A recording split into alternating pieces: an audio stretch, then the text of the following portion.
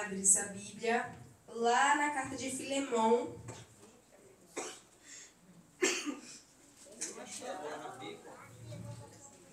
Filemão. Depois de Tito, antes de Hebreus. É pequenininho, um capítulo só. Como meu pai falou, vou estar voltando agora lá para o Rio Jacundá para dar continuidade ao projeto. Mas em setembro já estou de volta, graças a Deus, vai ser mais rápido dessa vez. Peço oração aos irmãos para os próximos projetos que vão surgindo. Final do ano já temos Sertão. Amém. Em maio, se Deus quiser, África do Sul, não sei, estamos orando. Amém. Mas para que seja feita a vontade do Senhor, né? Que Ele vai nos direcionando. Então, Filemão 1, a partir do versículo 8. Diz assim: Por isso, ainda que pudesse exigir em Cristo que você faça o que é certo, prefiro pedir com base no amor. Eu, Paulo, já velho e agora prisioneiro de Cristo, suplico que demonstre bondade a meu filho Onésimo. Tornei-me pai dele na fé quando estava aqui na prisão. Onésimo não lhe foi de muita utilidade no passado, mas agora é muito útil para nós dois.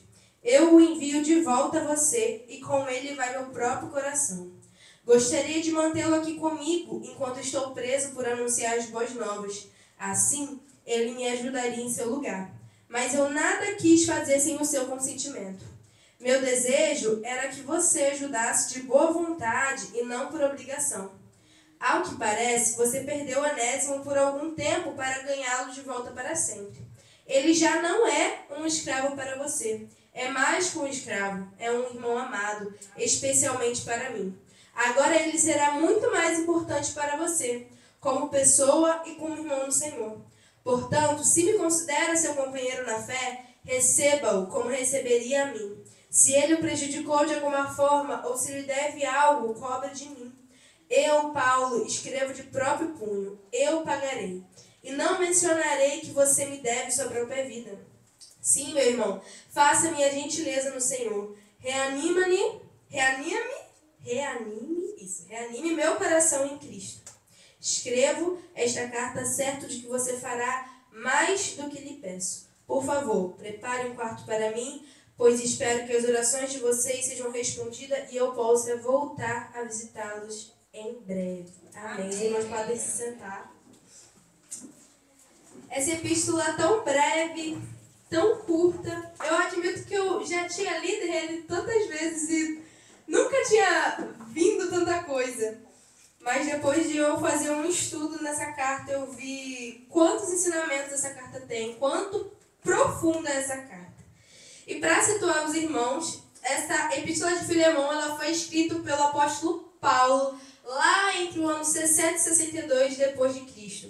E o intuito era um só: pedir para Filemão, que era um senhor de escravos e ele era membro lá da igreja de Colossos, para que ele recebesse de volta Onésimo, que era escravo dele, e que provavelmente havia cometido algum tipo de crime contra o seu senhor e que fugiu. E que depois desse tempo de fuga, ele encontrou Paulo, se converteu e foi discipulado por ele.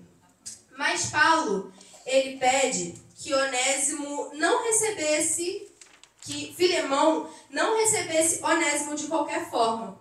Mas ele pede que agora ele não recebesse mais ele como escravo, mas como um irmão na fé. Como alguém que é útil e que foi regenerado por Deus, que foi guiado por Deus até Paulo, para que a mensagem fosse transmitida e que seu coração fosse transformado. E aí eu separei 3 partes desse texto, 3 pontos de coisas que o Senhor ministrou no meu coração quando eu estava fazendo esse estudo na carta de Filemão.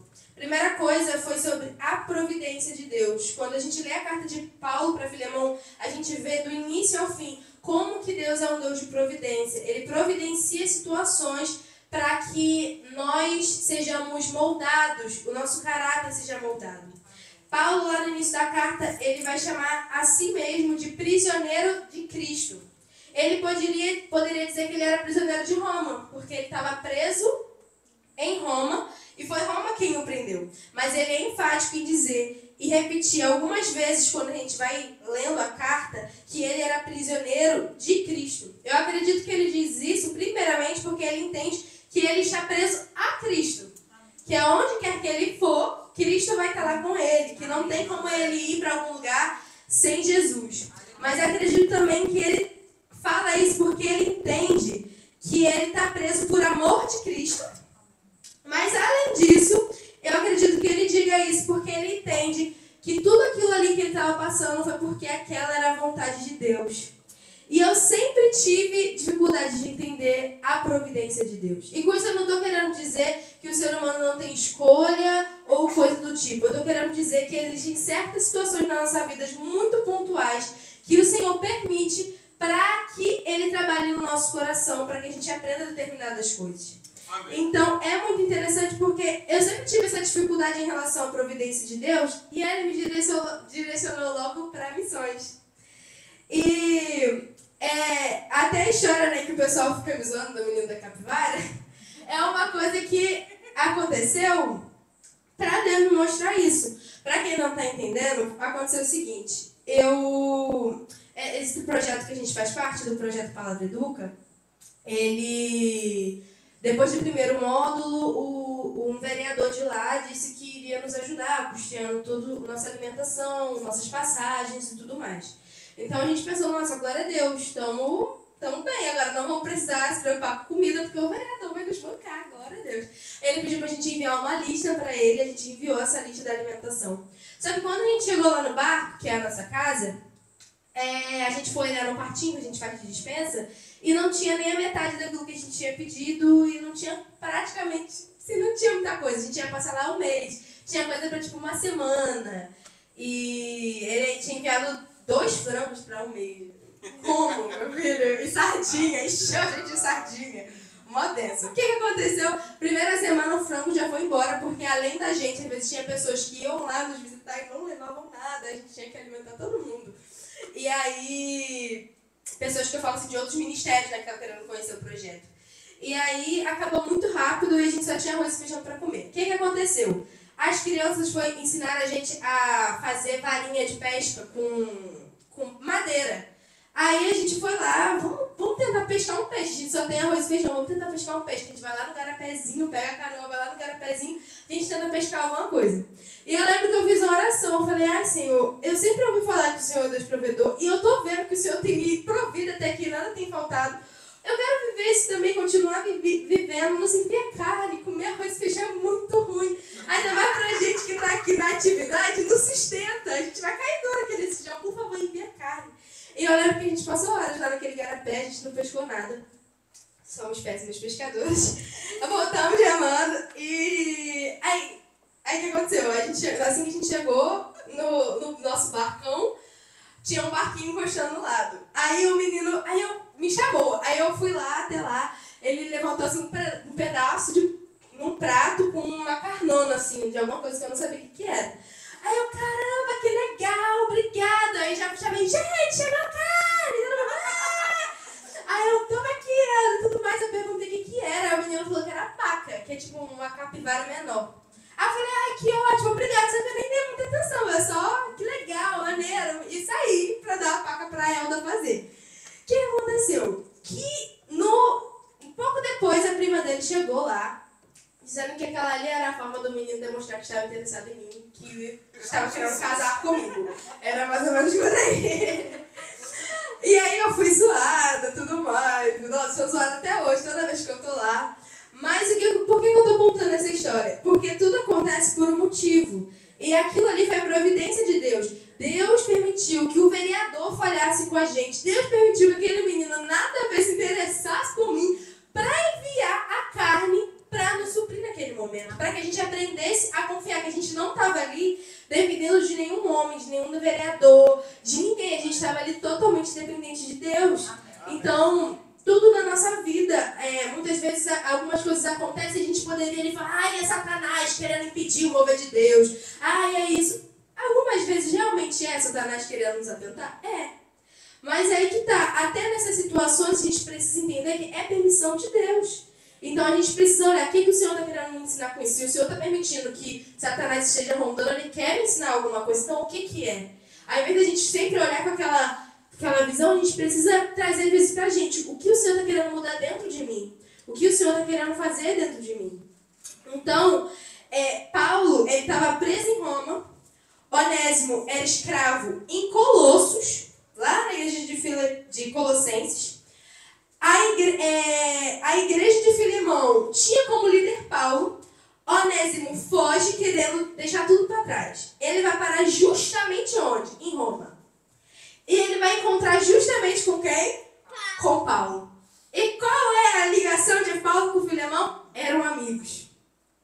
Então poderia ser obra do acaso, mas eu acredito, e eu vejo isso na própria Bíblia, que isso foi providência do Senhor.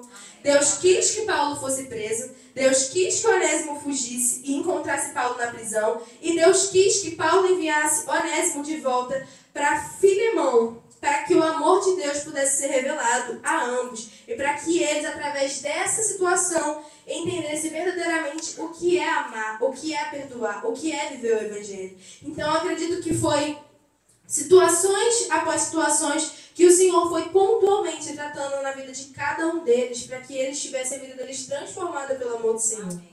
E verdadeiramente, esse é o segundo ponto que me chama a atenção, que eu acredito que através dessa epístola, dessa carta, a gente pode aprender, que é sobre amor.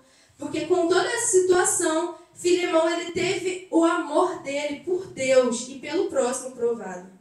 Porque Filemão, ele era um senhor de escravos. Nessa época, isso era permitido. Não era igual a alguns anos, 100 e poucos anos atrás, que era por causa de cor. Mas normalmente porque um perdeu algo para o outro, ou tinha devendo alguma coisa, ou algum tipo de briga, troca, moeda, a pessoa ia lá, se oferecia como escravo para outra e assim ficava. E ele era um senhor de escravos, ele tinha total direito sobre Onésimo. Então, Paulo está aqui pedindo para que Filemão abra mão do direito dele de estar certo e que receba Onésimo com todo amor. Então, Paulo começa chamando Filemão de amado lá no início. Ou seja, reafirmando a identidade como um filho amado de Deus e de seus irmãos. Ele também chama Filemão de um amigo amado. Ou seja, ele pede para que... Então, quando ele pede para Filemão receber Onésimo, ele pede para que Filemão o receba também como um filho amado. Ou seja, ele está pedindo, ele reafirmou a identidade de Filemão, quem ele é, você é um filho amado. E agora, ali no meio da linha, ele está dizendo que Onésimo, seu escravo, ele também é um filho amado de Deus. Eu quero que você receba ele como um amigo amado, como você estivesse me recebendo, para que ele esquecesse tudo o que Onésimo tinha feito contra ele e para que ele amasse Onésimo, para que o amor vencesse qualquer mal-estar entre os dois e que o nome de Deus pudesse ser glorificado através da vida deles. Então o amor ali de Filemão por Deus e pelo próximo foi provado através do perdão que ele teria que liberar para seu escravo, aquele que provavelmente teria cometido um crime contra ele, porque ninguém foge à toa. Alguma coisa tinha, a Bíblia não vai falar o que exatamente aconteceu, mas alguma coisa fala, alguma coisa tinha, Paulo vai falar que antes Onésimo era inútil, vai citar algumas situações que dá a entender que provavelmente havia um mal-estar muito grande contra eles. E ninguém, como eu falei, ninguém foge sem motivo. Então, provavelmente algum crime. Só a fuga já é um crime, na verdade, né? Filemão tinha todo o direito sobre Onésimo, era dono de Onésimo. Então, só a fuga já era um crime. E quando Paulo vai dizer ali, no 18, se ele o prejudicou de alguma forma ou se lhe deve algo, cobre de mim. Eu, Paulo, escrevo de punho, eu pagarei. Isso pode dar a entender algum roubo, eu não sei. Mas alguma coisa Onésimo fez que ele teve que fugir de seu dono de escravo, Filemão. E aí Paulo está pedindo, esqueça tudo isso, coloca no meu nome, eu vou pagar.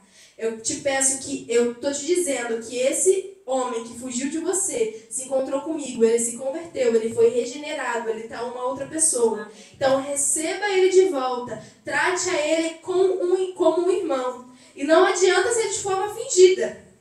tinha que ser de forma genuína, porque apenas o Senhor poderia provar o coração de Filemão, e o Senhor estaria vendo se fosse de forma fingida.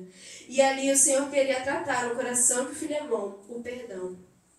E essa terceira coisa que me chamou muita atenção nesse texto. O perdão de um para com os outros, de uma forma horizontal, é o ato de afastar totalmente o ressentimento e o desejo de vingança em relação ao ofensor. É a restauração de laços. E eu dou novamente um exemplo de algo que a gente vivenciou lá no Rio Jacundá, com duas famílias que eram, tipo assim, aparentemente, na verdade o Rio todo é praticamente de famílias, né? E aparentemente a gente chegava ali, era tudo lindo, tudo flores, olha só como todo mundo se dá bem. E o Senhor estava sempre falando nos nossos devocionais entre equipes, de alguma forma a gente sempre chegava em coisas em relação ao perdão. E com a gente, né? Então, e a gente entende que a gente transmite aquilo que o Senhor está falando com a gente. E a gente via que nas nossas devocionais, com os alunos antes das aulas, nas pregações, nos cultos, sempre era sobre perdão. As coisas sempre eram sobre perdão, a gente não entendia. Até que a gente presenciou uma briga entre famílias. Basicamente, um irmão bateu, foi corrigir o sobrinho. A mãe não gostou, que era a irmã, né, não gostou. Foi pra cima do irmão, ela estava grávida, o irmão empurrou ela grávida, deu um bafafá, o marido veio, não gostou, foi uma grande confusão, assim, rolou ameaça de morte, várias coisas, assim, bem complicadas, e a gente no meio daquilo tudo. E aí a gente pedindo sabedoria, né, Senhor, nos dá sabedoria para conversar, e separou as famílias, vai uma parte da equipe conversar com outra parte da equipe conversar com o outro, tentar resolver. Aí houve aquele pedido de perdão, assim, mais ou menos, né? A gente explicou, olha, vocês estão dizendo que vocês são cristãos, mas de acordo com a Bíblia, é assim o cristão deve agir, ele tem que perdoar, tem que fazer isso, tem que fazer aquilo. E a gente entende, né, a gente fala para eles, a gente entende que vocês não sabem ler, mas a gente está aqui, está mostrando para vocês o que está escrito, então não tem mais desculpa. E aí, eu lembro que a gente continuava a falar sobre o perdão. Fomos embora, isso foi no primeiro módulo, isso foi em março. Fomos embora quando a gente voltou em junho. E era um clima, irmãos, era um clima muito pesado entre eles. Entre as famílias já tinham matado o irmão que matou o irmão, aí o outro, nessa mesma família, um irmão já tinha matado outro irmão. Estava preso o irmão que tinha matado. E outro também. Um cunhado já tinha matado outro cunhado, aí já tinha sido preso, já estava solto. Ou seja, era um histórico familiar. Eles estavam bravos com o outro, pegava o teçado e ia resolver, ou pegava a arma e ia resolver. Então, assim, era uma situação bem complicada. E isso foi em março. Quando foi em junho que a gente voltou, a gente estava vendo um negócio diferente. Assim, uma situação, eles se cumprimentando, conversando. E aí, quando foi no outro dia, a moça veio conversar com a gente. A irmã, né, que tinha sido empurrada, falou, gente, vocês não vão acreditar no que aconteceu. Meu irmão, e é engraçado que foi no dia de manhã, esse menino que tinha empurrado a irmã, ele estava lá no barco, eu tinha dado a devocional, eu falei sobre perdão, e eu lembro que de olhar para ele muito assim, pensativo, muito assim. Aí quando foi de tarde, chega a irmã dele falando, gente, vocês não vão acreditar, meu irmão veio aqui em casa, almoçou, veio ele, a esposa, o filhinho, almoçou lá com a gente, pediu perdão pro meu esposo, meu esposo pediu perdão para eles, e eles decidiram deixar tudo para trás, a ameaça de morte, deixar tudo para trás. E eu, caramba, que legal! E através daquilo ela ficou tão tocada, ela falou, realmente a palavra é muito importante. Vocês podem ir todo dia de manhã lá ler a Bíblia pra gente, fazer devocional com a gente? E vai, gente, todo dia de manhã a gente ia lá na casa dela. E era muito legal, porque aí a gente pensava que ia ser só ela e os filhos dela, né? Ela tem 3. Só que aí os filhos dos vizinhos, criança, ia também. Aí ficava uma penca de criança assim, eles dois, uma penca de criança ouvindo a gente. Prestando atenção assim, ó. Era algo assim muito incrível. E a gente foi vendo verdadeiramente o que era o perdão. A gente foi vendo que, na verdade, tinha coisas muito mais antigas.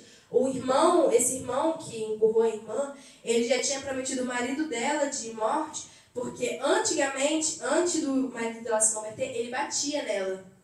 E aí ele pegou ódio, ele jurou, ele falou que ia vingar a irmã dela matando ele. Ou seja, quando a gente foi conversando, a gente foi vendo que tinha coisas muito profundas, várias e várias situações que foi se acumulando com o tempo e que estava ali sendo... Que o Senhor, outra coisa, que o Senhor permitiu que viesse à tona para que aquilo fosse tratado ali naquele momento, para que o Senhor nos usasse para que aquilo fosse tratado.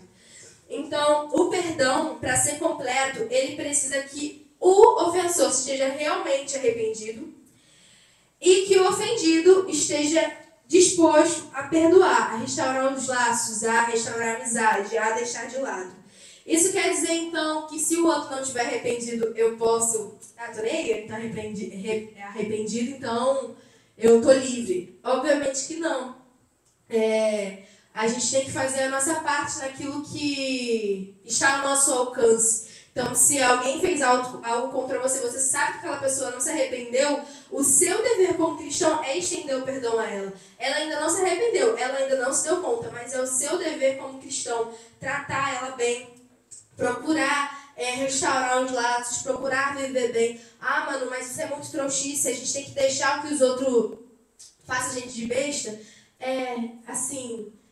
Aos olhos do mundo, isso vai ser realmente se fazer de besta. Mas quando a gente olha para Jesus, a gente vê que, na verdade, isso é apenas imitar a ele. Porque é uma das passagens que eu mais tenho dificuldade, é aquela que vai dizer assim, que Jesus fala: se alguém vem e bate na sua cara, vira a face, deixa que ele bata na outra. Se alguém pede para você carregar uma milha, carregue duas. Aos olhos do mundo, é trouxice. E pra mim, eu via muitas vezes meus pais fazendo isso, e eu falava pra eles: vocês são muito bobos. Eu falava, vocês são bobos. A pessoa tá te fazendo vocês de Zé Mané, tá fazendo vocês de bobo. Hoje em dia eu olho pra trás e falo: meus pais são crentes, eu não sou crente não. Eu preciso melhorar muito. Porque essa é a realidade. Aos olhos do mundo, a gente vai ser trouxa por dar mais uma oportunidade, a gente vai ser trouxa por ir lá de novo, oferecer ajuda de novo. Mas aos olhos de Deus, isso é que é ser cristão. Entende? Então, Filemão tinha todos os motivos do mundo para se ressentir de Onésimo.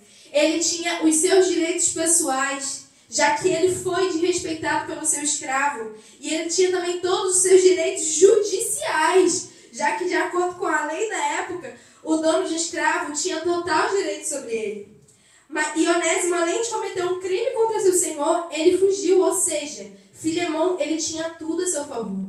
Então Paulo está fazendo um apelo que é muito profundo. Ele está pedindo: abra mão do seu direito de ter razão. Abra mão da sua própria vontade. Abra mão do seu direito. Pelo amor, pelo perdão. Coloca tudo isso na minha conta, é o que Paulo fala. E que, por favor, receba Onésimo como irmão. Como alguém que antes foi inútil, mas que agora é útil. Alguém que faz diferença no corpo de Cristo. Então, o perdão na vida do cristão, ele não pode ser algo opcional. E aí a gente tem muitas vezes algo... depois que eu vi uma pregação, uma sequência de pregação daquele... Como que é? John Bevere, que eu vi na sessão de pregações dele, a minha visão sobre perdão, minha visão de mundo, assim, mudou muito. Eu até vou botar lá no grupo hoje, porque foi algo que eu achei muito, muito importante, assim, que ele falou, que isso, a gente tem uma visão, às vezes, mas eu perdoo, mas eu não quero conviver, eu não quero perto de mim, eu não quero... Imagine se Jesus fizesse isso com a gente. Tá bom, eu te perdoo, mas não fala mais comigo, mas não olha na minha cara que eu não quero. Imagina se Jesus agisse com a gente da mesma forma que a gente muitas vezes quer agir com o outro. Mas ele fez tantas coisas contra mim. E quantas coisas a gente não faz contra o Senhor? Não, mas você não sabe o que ele fez contra mim. Você não tem ideia do quanto que aquela pessoa me magoou, do quanto que aquela pessoa me fez de boba, do quanto que aquela pessoa me traiu. Aí vem a questão. Quando a gente fala isso, a gente mostra, na verdade, que a gente ainda não entendeu o quanto que a gente magoa e fere o Senhor todos os dias, das maneiras mais horríveis possíveis. E todos os dias Ele está ali demonstrando o perdão dEle, liberando o perdão dEle para nós. Imagina se o Senhor nos tratasse como muitas vezes a gente quer tratar as pessoas. A oração do Pai Nosso, lá em Mateus 6,12, diz como? Perdoa as nossas dívidas, assim como perdoamos aos nossos devedores. Essa é a oração que muitas vezes a gente faz, dia após dia, tem gente que repete, faz como uma reza, Pai Nosso, Santo Céu. Essa é a oração que a gente faz e muitas vezes a gente nem se dá conta daquilo que a gente está orando. Isso me lembra um vídeo que eu assisti que vai contar a história de um serial killer, que ele estuprava e matava mulheres. Várias mulheres que ele fez isso. Ele foi preso e lá nos Estados Unidos os tribunais eles têm aquela abertura para júri, né? E aí os parentes das vítimas eles podem subir até lá e falar contra o homicida, né? Aquele que fez aqui, o serial killer. E ele já tinha tido o diagnóstico de psicopata, ou seja, aquela área do cérebro dele que deveria gerar empatia não funciona. Então ele não sente empatia, ele não sente remorso, ele não sente arrependimento. Cientificamente falando, não existe essa possibilidade. Ele fez e pronto, acabou. E aí subia diversas pessoas lá em cima e falavam contra ele: eu odeio você, eu quero que você morra, eu queria te picar todinho, eu queria fazer pra você o triplo do quanto que você fez com a minha irmã, com a minha mãe, eu te odeio. E as pessoas falavam as maiores atrocidades contra ele. E ele ria. Até que então, sobe naquele lugarzinho, um senhorzinho de barbinha branca, cabelinho branco, e ele fala: meu filho, você está me fazendo colocar agora em prova uma das coisas mais difíceis que o cristianismo me confronta a fazer. Eu quero te dizer que eu te perdoo pelo tudo que você fez com a minha filha. E que eu te amo. E que Jesus te perdoa e Jesus te ama. E naquele momento, contrariando todos os diagnósticos possíveis, aquele homem ele começa a chorar. O serial killer ele começa a chorar. E se eu não sei, não se lembra se já é outro vídeo, mas se eu não me engano, ocorre um abraço entre os dois e ali o perdão acontece. Aos nossos olhos, serial killer, um estuprador, um assassino, a gente, meu Deus. Mas a verdade é que pecado é pecado. E a esperança de arrependimento para todos. A esperança de arrependimento para todos. Então, perdoar é reconhecer sim que alguém errou contra você. Mas é optar em deixar tudo isso de lado em relação a essa pessoa. É reconhecer que se não fosse Jesus na sua vida, você poderia fazer muito pior do que aquela pessoa. Só te faltou oportunidade. É entender que a gente não é absolutamente melhor que ninguém. Porque quando a gente não quer perdoar uma pessoa, nas entrelinhas é isso que a gente quer dizer. Eu nunca faria isso. Eu sou melhor que essa pessoa. Fazer isso aqui que ela fez, não, eu nunca faria. Eu sou bom. E no final das contas, quando a gente vai ver, lá em Romanos vai dizer o quê? Todos pecaram. Todos os pecados destituídos estão da glória de Deus. Todos nós, por natureza caída, após lá o Éden, nós somos maus por natureza. Se não fosse a graça de Deus, nós poderíamos fazer qualquer atrocidade que fosse. Mas graças a Deus que Ele nos alcançou e a gente está perdoado. Mas esse entendimento, ele é muito importante. Eu lembro que lá também no Jacundá, eu não consigo não falar de lá porque é a minha vivência mais recente. Eu lembro que lá também existiu a irmã tinha parado de cantar louvor porque uma outra irmã usou a bendita da língua para falar que ela cantava mal, que falava não sei o que, não sei o que, ela parou de cantar. E aí ela veio nos contar, ela queria que a gente passasse a mão na cabeça dela, né? Veio nos contar que estava muito magoada, não sei o que a irmã feriu ela profundamente, ela não quer mais cantar. Aí a gente foi lá, minha irmã, muito difícil, né? Mas aí primeiro a gente confrontou dois pecados dela. O primeiro a gente passou a mão, na verdade. Primeiro a gente falou assim, realmente essa irmã, né, que língua, não é certo. A Bíblia vai falar sobre o problema da língua, o pecado da língua, né? A gente falar as coisas dessa forma para os outros é muito errado. Mas aí a gente já começou a confrontar também. Mas aí tem a questão também da intenção do teu coração. A senhora estava louvando para Deus ou para os homens? Foi o primeiro confronto. E o segundo, ela te ofendeu. Mas o que você vai fazer com isso? Você vai ficar ressentido, colocando isso no seu coração, olhando para ela de lado, fazendo o voto do silêncio com ela? Ou você vai liberar o perdão? Porque é isso que o Senhor nos ensina. Aí a gente falou sobre perdão novamente. Aí foi que a gente incentivou, vai lá. Ela tá virando a cara para você, pega e faz o prato que ela mais gosta, leva na casa dela. paga o mal com o bem. Você vai ver a pessoa virando outra. Porque às vezes a pessoa faz uma coisa com a gente e ela já espera que a gente vai ir com tudo em cima dela, com todas as pedras em cima dela. Quando você faz o completo oposto do que ela espera, você quebra a pessoa. Porque a pessoa ela já está ali alarmada. Você vem fazendo bem, a pessoa já fica, opa, caramba. E quantas histórias eu já ouvi disso, de pessoas que optaram deixar de lado seus direitos, seu direito de falar mesmo, de confrontar, de ter razão, e foram lá e fizeram algo para agradar, pagaram mal com bem com a pessoa, e tiveram ali uma restauração familiar, tiveram ali uma restauração na sua própria vida, porque o perdão, quando você libera o perdão verdadeiro na sua vida, não é qualquer perdão, é o perdão verdadeiro, você vê a sua vida mudada, você sente aquele peso saindo de cima de você, você realmente. E é difícil, é difícil. Imagina como foi para esse pai da história que eu te falei, para ele perdoar o homem que estuprou e matou a sua própria filha. Se eu não me engano, eu acho que ainda cortou em pedaços. Como que deve ter sido difícil para esse homem? E eu fiquei me imaginando, Senhor, será que eu teria Será que eu conseguiria fazer algo assim? Será que eu conseguiria perdoar? Tem também aquele vídeo muito famoso da mulher, que passou até na televisão, acho que no SBT, daquela mulher que ela vai na frente do rapaz que tinha assassinado o filho dela, e ela fala pra ele, meu filho te perdoa, ela começa a pregar na vida daquele menino. Será que a gente conseguiria perdoar algo grande assim? Eu fico pensando, meu Deus, muitas vezes eu não consigo perdoar o mínimo. Aquelas coisas pequenininhas que a pessoa fez contra mim, eu já fico bufando, já saio, quero dar 1000 fora na pessoa, seguro minha mão para não ir na cara de ninguém, aquela coisa. E às vezes, com as mínimas coisas, a gente não consegue se segurar. Como que a gente quer alcançar as grandes coisas? Como que a gente vai conseguir?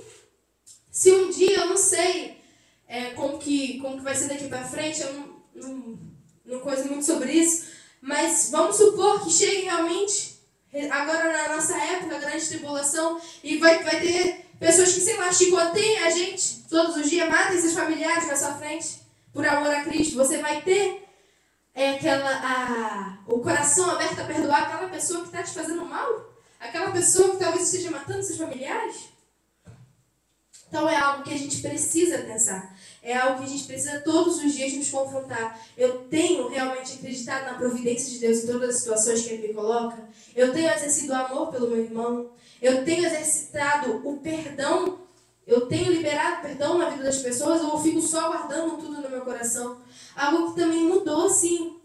Meu jeito de ver as coisas foi quando eu fui na Jocum e eu descobri uma coisa que eles chamam lá de coração limpo. E eu ficava assim, no início eu ficava, não vou fazer isso não. Mas depois, quando você vai vivendo assim, junto com as pessoas, você vai vendo que existe a necessidade disso. O que era o coração limpo? Alguém fez algo que te magoou, que te chateou, que te ofendeu? Você espera um pouquinho, você reflete, ora, bota diante de Deus aquilo.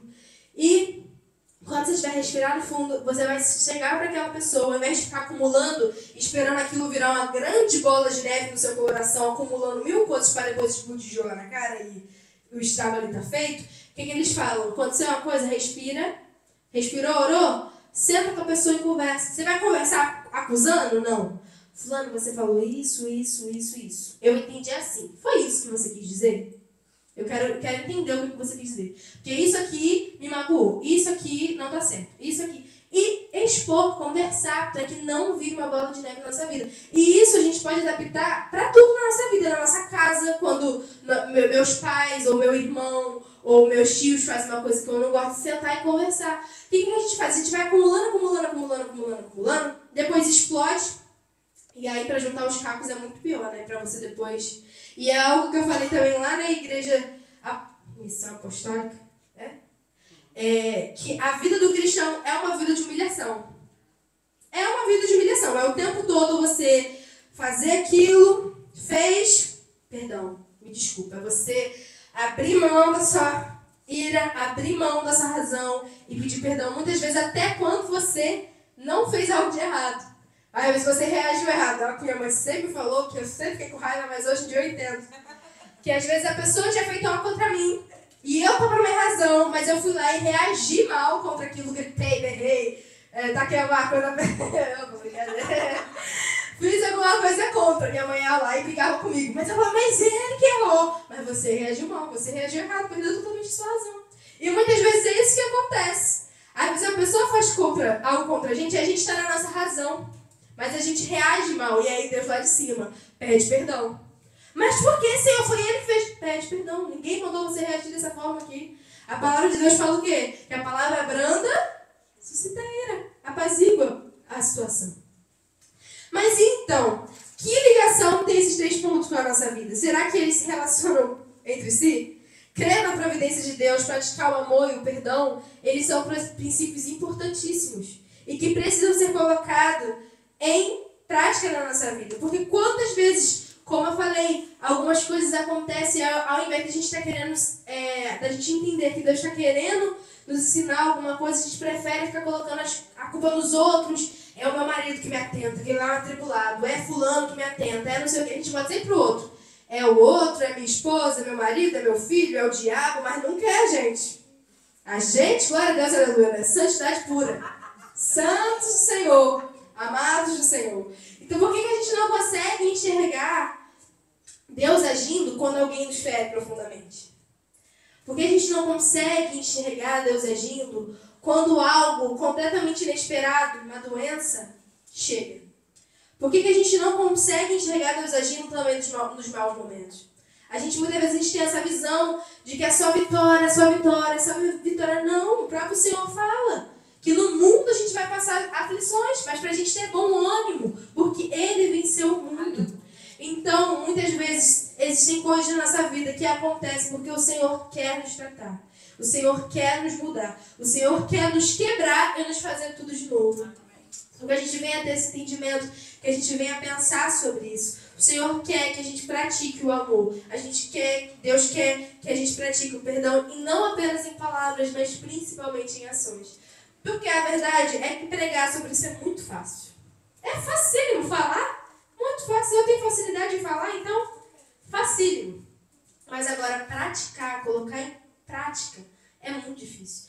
Perdoar uma pessoa que está todos os dias te ofendendo, uma pessoa que está todos os dias querendo te fazer de besta, uma pessoa que está... É muito difícil. Mas é isso que o Senhor espera de nós.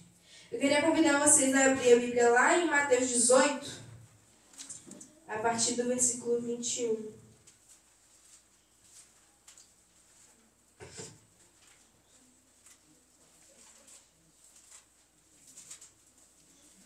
Diz assim: Então Pedro se aproximou de Jesus e perguntou: Senhor, quantas vezes devo perdoar alguém que pega contra mim? 7 vezes? Jesus então respondeu: Não 7, mas 70 vezes 7. Portanto, o reino dos céus pode ser comparado a um senhor que decidiu pôr em dias as contas com os servos que lhe deviam. No decorrer do processo, trouxeram diante dele um servo que lhe devia 60 milhões de moedas.